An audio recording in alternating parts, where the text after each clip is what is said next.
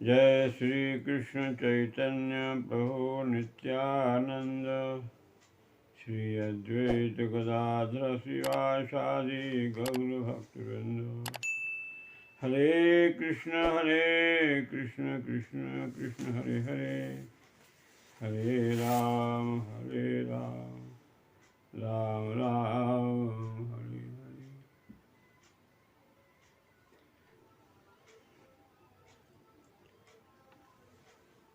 प्रसंग है प्राचीन बरही के पुत्रों का, प्रत्युतागण, जिन्होंने पिता की आज्ञा से वन में जाकर भगवान श्री हरि की आराधना करने का निश्चय किया। रास्ते में श्री शंकर जी मिले। उन्हें बड़ा आश्चर्य हुआ कि जिनके लिए हमने नहीं बुलाया है वो कैसे दर्शन दे रहे। भगवान शंकर ने कहा, हमारा दर्शन कोई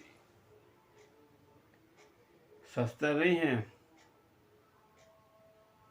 ब्रह्मा जी की जो कृपा प्राप्त की जाती है, लगातार 100 जन्मों तक जो धर्म करे, एक भी पाप ना होवे, वह ब्रह्मा के पद को प्राप्त करता है। इससे भी अधिक पुण्य जब जीव का होता है तब वो शंकर जी की कृपा प्राप्त करता है। तो शंकर जी ने कहा, हम तो इसलिए आए हैं कि आप भगवान के भक्त हैं, भगवान की भक्ति के लिए जा रहे हैं। उन्होंने, शंकर जी ने इनको एक भगवान का स्तोत्र, इसे रुद्र गीत के नाम से कहा गया है, वो दिया। और उन प्रचेताओं ने 10,000 वर्ष तक भगवान की उपासना करी। उपासना करके भगवान को प्रसन्न किया और उनकी आज्ञा से वापस आए और अपने पिता की आज्ञा से राज स्वीकार किया। मारिशा जो वृक्षों की कन्या है, उनको स्वीकार किया और 10 लाख वर्ष तक उन्होंने पृथ्वी पर शासन किया। उसके बाद भगवत दर्शन करने के लिए, भगवत प्राप्ति के लिए और वन में आ गए। वहाँ पर श्री नारद जी का अकस्मात मिलना हुआ और नारद जी से प्रश्न कर रहे हैं, हे गुरुदेव, वह ज्ञान जिसे भगवान शंकर जी ने दिया था और भगवान विष्णु ने दिया था, मैं भूल गया हूँ, उसे आप फिर से हमें याद कराइए। तो आइए हम श्री नारद जी के द्वारा दिए गए उस अध्यात्म विषय को श्रवण करेंगे। वृंदावन बिहारी लाल की जय। श्री नारद जी ने कहा, तज्जन्म तानि कर्माणि तदायुस्तन्मनोवचः नृणाम येनेहो विश्वात्मा सेव्ये हरिरीश्वरः। हे राजाओ, इस लोक में मनुष्य का वही जन्म, वही कर्म, वही आयु, वही मन, वही वाणी सफल है जिसके द्वारा सर्वात्मा सर्वेश्वर हरि का सेवन किया जाता है।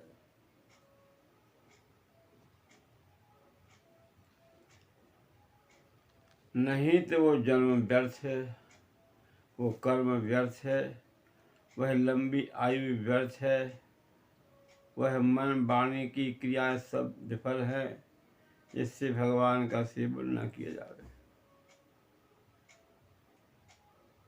और आगे कहते हैं, जिनके द्वारा अपने स्वरूप का साक्षात कराने वाले श्री हरि को प्राप्त न किया जावे,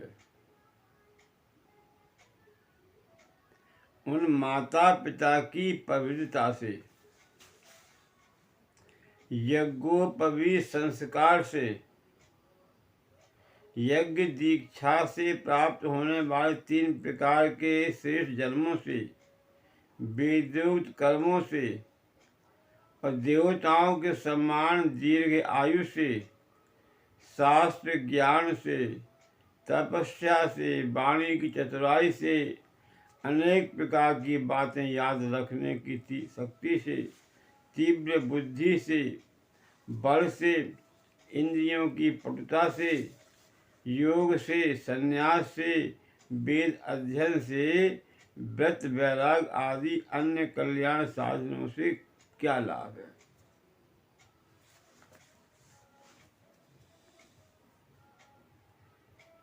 यदि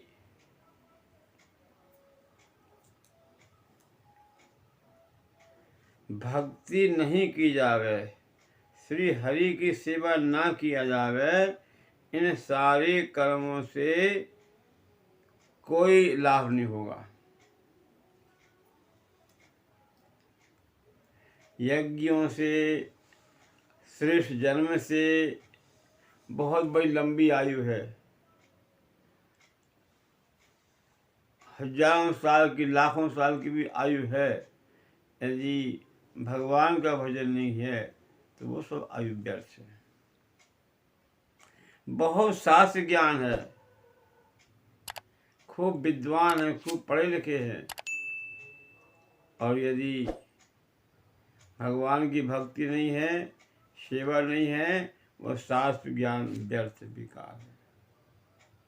बहुत बड़ी तपस्वी है, हरि के नाम में प्रेम नहीं, हरि भक्ति में प्रेम नहीं है, वो तपस्या बेकार है। बहुत बोलने की चतुराई है, वो अच्छा बोल लेते हैं, बहुत से बोलने वाले अच्छे, वाणी की चतुराई भी व्यर्थ है।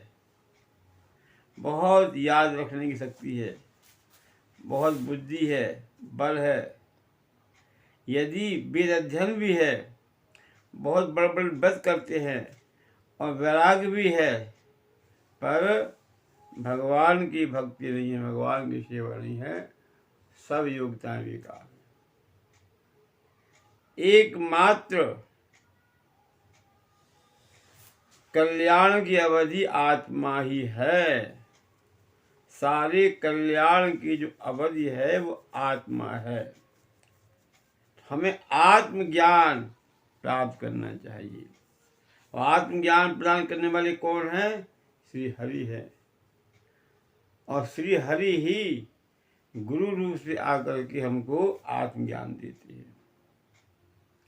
इसलिए एकमात्र सेव्य है भगवान श्री हरि। हरि की सेवा और जो भी हम कर्म कर रहे हैं वो सब व्यर्थ है।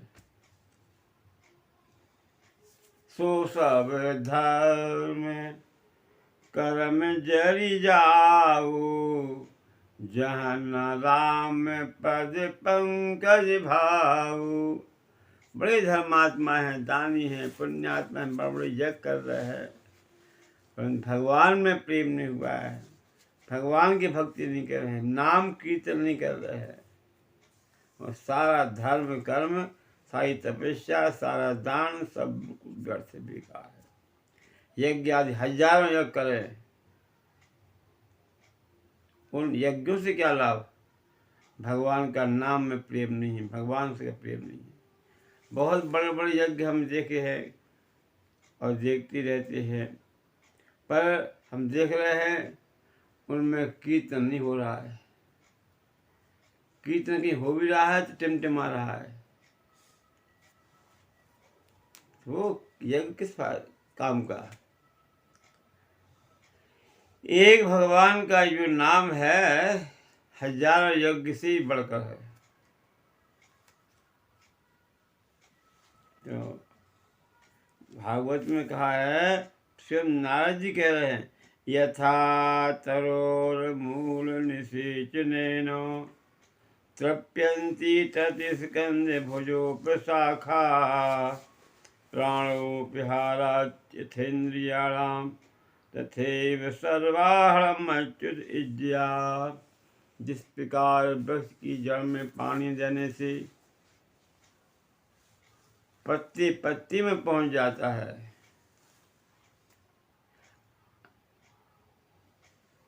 कहीं अलग पानी नहीं देना पड़ेगा, जड़ में पानी देना है। और जिस प्रकार पेट में भोजन देने से सारी इंद्रियों को पहुंच जाता है, इसी प्रकार भगवान श्री हरि की आराधना करने से